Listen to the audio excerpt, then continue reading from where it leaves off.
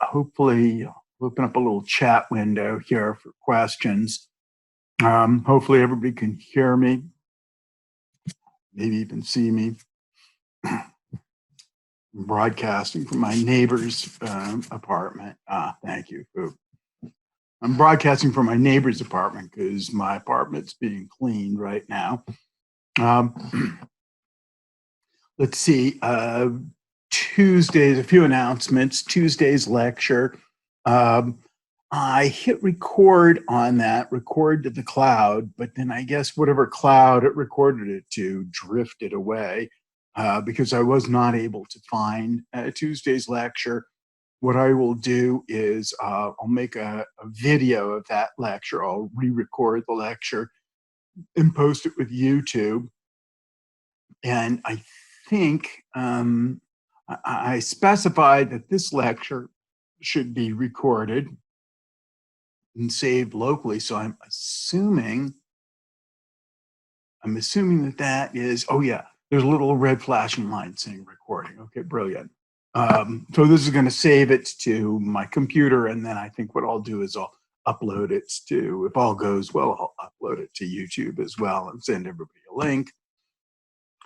Right, what else? Midterm is a week from today. I will post a midterm review. I'll get that done tomorrow. And then Tuesday, we will have a midterm review. Expect to be writing some Java code, maybe like something along the lines, like that stoplight simulator that I did. That was actually the question from last semester's midterm. So maybe something along those lines. I'm really expect you to understand how to use that MVC framework that's got like a lot of stuff in it, understand the design patterns, that sort of thing. So I'll spell that all out in the review and I'll get that posted.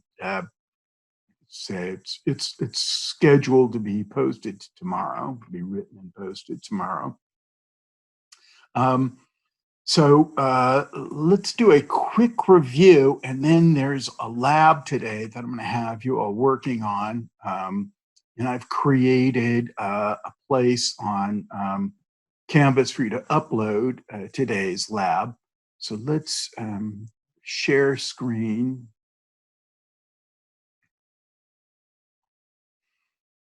So you're all seeing the screen now. I'm going to click on lectures, scroll down here to, so multi-threading is what we did last time.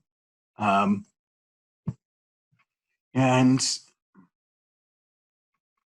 we did some real simple examples of this kind of architecture that, we're going to be getting into now is sometimes called agent-based architecture. So you see me using the word agent quite a bit. So I have an agent class that implements runnable, and he has a run method in here that just keeps calling update, update, update. And then I have a manager. He has a run method, and his run method is for each agent, he creates a thread and then starts a thread. So let me give you like an analogy of how this works, or a way to think about it, right? So Java has this thread class in it, and you can think of these threads, instances of the thread class, you can think of them as virtual machines, and little computers within the computer, right? And each of these virtual machines has its own stack, its own instruction pointer, its own registers. It does not have its own heap space, so it shares that with the parent program, the manager program that creates it. The other thing that the thread needs, make sure you're muted. I'm hearing like some creaking chairs. Maybe that's my chair.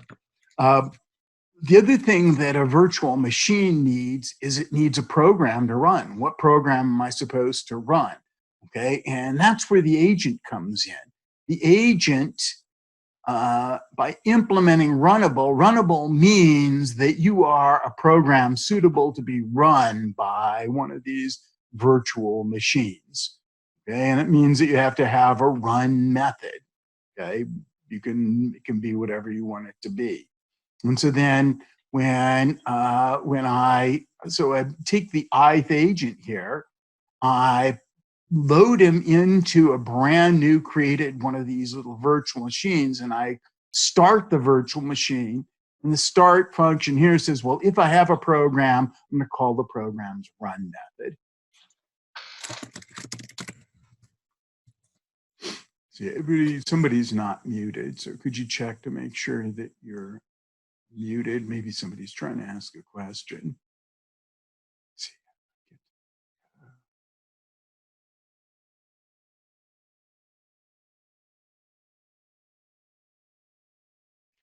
Just see about.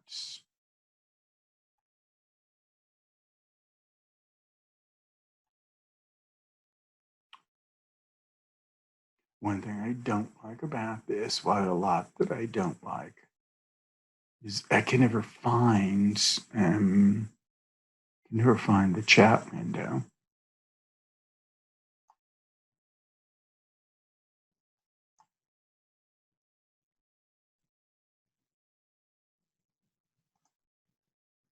Okay, where did it go?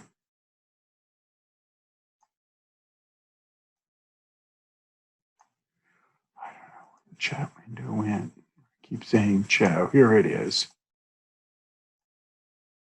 And no, I don't see any questions popping up there, so I will continue.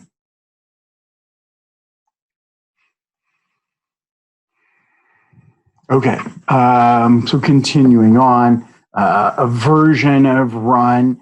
After we call update, we go to sleep for 100 milliseconds, and that's called being cooperative. Some operating systems interrupt your threads after they've run for a second. Others only interrupt the thread if they request input, or if they sleep or yield the processor. So to make your multi-threaded programs run the same on all computers, when you design like a thread, you should always like occasionally go to sleep for 100 seconds or yield the processor to give some of the other threads a chance to get in there. Other features that we added in, and now I'm going to come down here to the last version that we said, and let's walk through the code. And I'm going to have you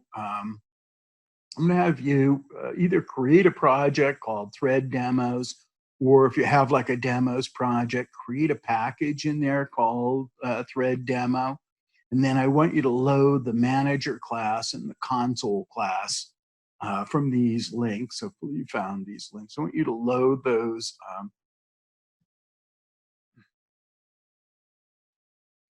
I want you to load those classes into that project. So we're going to enhance them. Console.java is just a framework for console user interfaces. You can look through the code on your own. It's not really relevant to threads. And then I'm going to click on manager.java.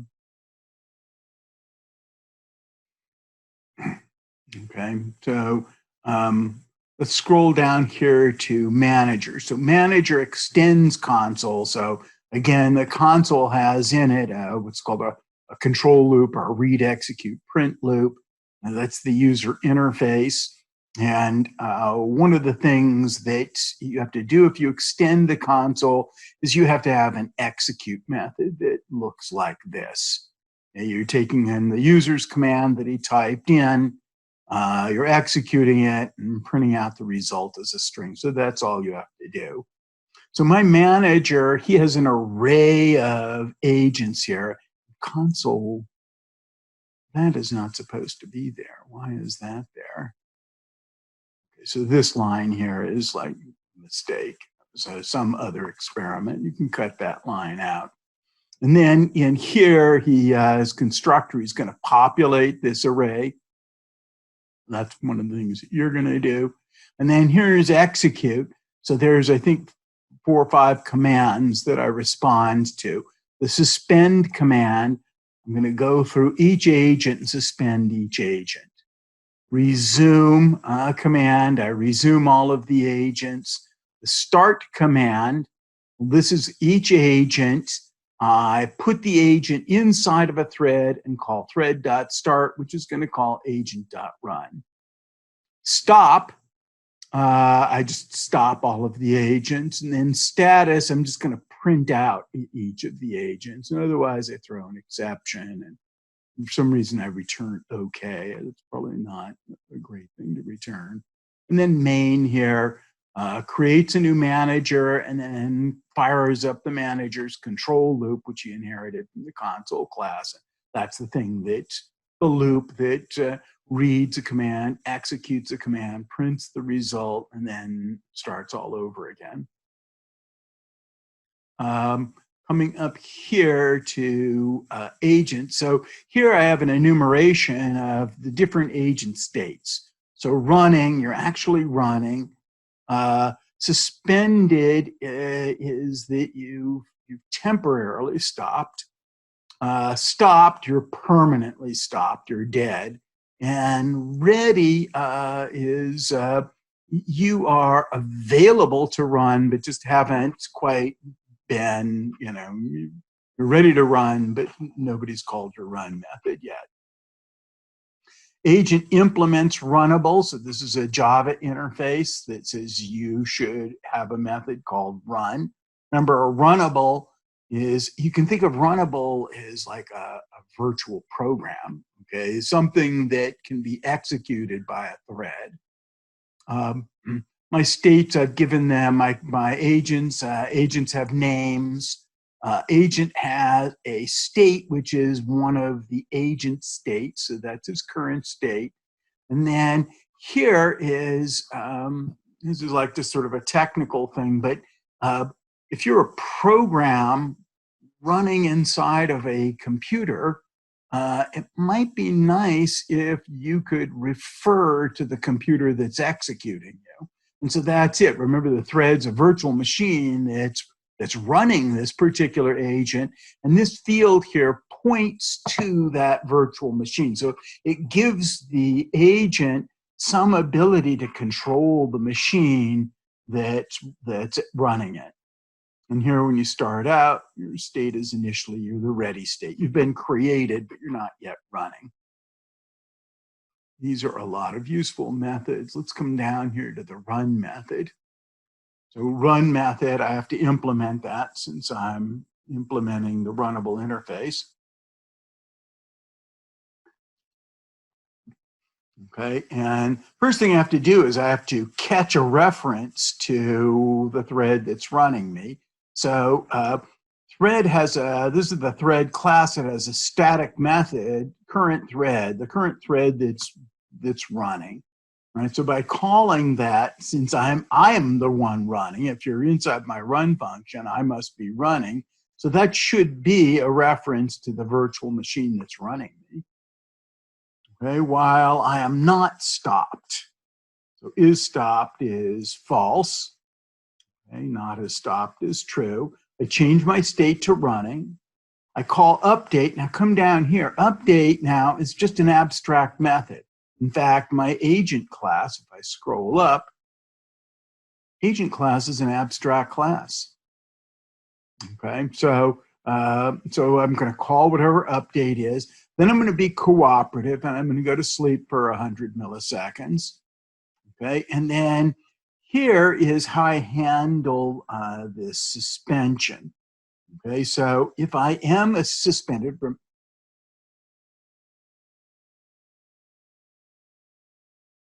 So if I am suspended, remember that means temporarily stopped, I call this useful function wait. We'll see wait a little bit later on. So wait is how I get like a thread to temporarily suspend itself. Okay, the way that I start up again is resume. Here's the resume method. So if you're not stopped, remember stopped is like dead. I'm going to get rid of this line here. Your state isn't necessarily running. You call notify, and again, we'll be talking about this in detail a little bit later on, but notify wakes up the state takes the state out of the waiting state, takes the agent out of the waiting state. So here the agent's in a waiting state, not doing anything, and then notify is going to take him out of the wait state. Now we'll see a little bit later, when you come out of a wait state, you don't start running right away, right? That decision is up to the operating system when you're going to get to run again. So while you're waiting to run, somebody could suspend you again. So we're in this loop, of waiting to be awakened. They wake us up and then they knock us out again. So it's sort of like a picture, like a barroom brawl, right? You're in a barroom brawl and somebody punches you and knocks you out. And then somebody throws whiskey in your face and wakes you up. And you get up and you're just about ready to join the brawl again when, bam, you get knocked out again. So you could be doing that, for a long time. Whiskey in the face, wake up, punch, knocked out again. Whiskey in the face, wake up, punch, knocked out again. Finally, whiskey in the face, they wake you up. You don't get punched again. What happens? Well, you come back up here.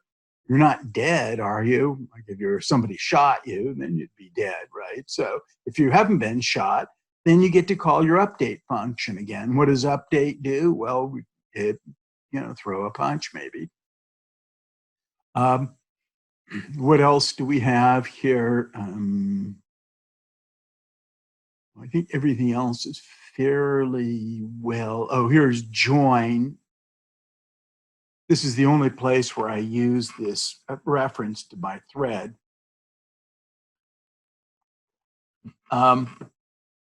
Thread.join. So when does the program end?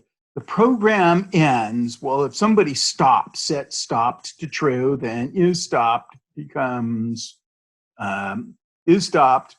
true, and not as stopped is false. And so we come down here and we end run. So when run terminates, the thread terminates. Okay, and join basically allows the manager to join me, my thread, until the threads terminate. So joining a thread, the manager, would basically, the manager basically is suspended, waiting for me to die. Okay, so that's the framework, the little mini framework that we have here. And what I would like you to do, scroll down a little bit further, lab 1. Okay, so I'm going to have you create 2 subclasses of agent, prime generator and pi approximator. Okay, pi approximator, basically what it does, has in it a crude approximation of pi. Let's say that this crude approximation is initially 0, maybe pi is 0. And then you have to implement an update method. The update method basically improves the approximation of pi.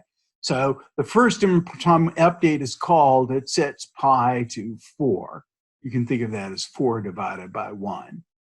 Okay, then the next time update is called, pi is 4 minus 4/3. And then the next time it's called, it's the old value of pi plus 4/5.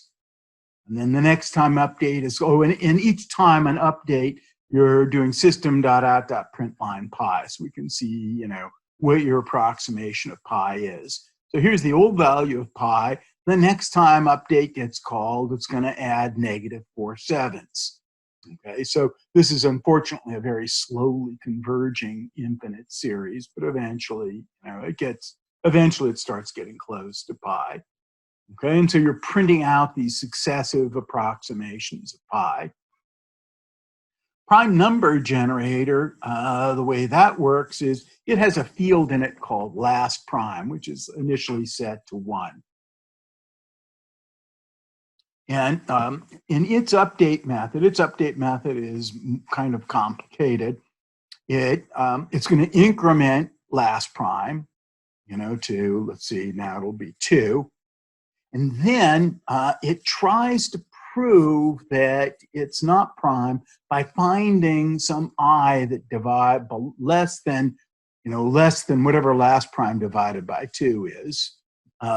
It tries to find some I less than it that divides into it. So for example, let's say that last prime was 15. Right, and so what it does says, okay, starting with I equals 2, so 15 mod 2. Well, that is not equal to 0. So 2 is not a divisor of 15. Okay, so then it goes I equal 3. And so 15 mod 3 is equal to 0. Remember, this is the remainder after integer division. So you found a divisor of last prime at 15, so 15 can't be prime. So you give up at that point and you increment last prime. So now last prime is 16, and you start all over again. I equals 2. Does 2 divide 16? Well, yes, it does. All right, so last prime is now 17. Does 2 divide 17? No. What about 3? What about 4? What about 5? 6, 7, 8, 9. When you get to 9, if you haven't found a divisor by yet, 17 must be prime. Okay, so why do we only have to go to 9? I mean, suppose both divisors were bigger than or equal to 9. Well, 9 times 9 is already 81, so that's way too big, see? So you don't have to check them all. And so then you found prime, you print out system.out.print line prime equals and whatever your last prime is, and that is now update is done. The next time update is called, well, last prime was 17, so it'll get bumped up to 18. That's not prime, then it get bumped up to 19. That is prime. Okay. So, and here's the output that I got. I typed in start is okay. And then all of this stuff is stuff that my agents are printing out. Right? So you can see they're just like going at it. Pi is getting better and better approximations. You're seeing the primes listed out here. And then I don't know if you can see it, but there's a little green S here. Here's a P. I don't see the U anywhere. Here's an E, and this is me typing in suspend. Here's the D of my suspend, and then I hit enter, and it stops.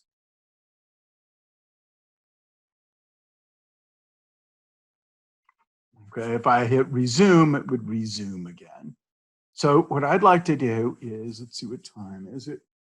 So it's 12:30 now. Let's take 15 minutes. I want you to work on this, and then I'll monitor you for questions. You can, I guess you have to text these questions to me. So I'll monitor for questions, and let's see. So I have a request here to go a little bit slower. Okay.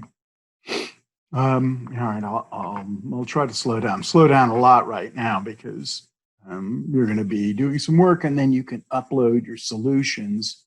Maybe at the end of class, you could upload your solutions to Canvas. So go ahead and get started. Let me know if there are questions.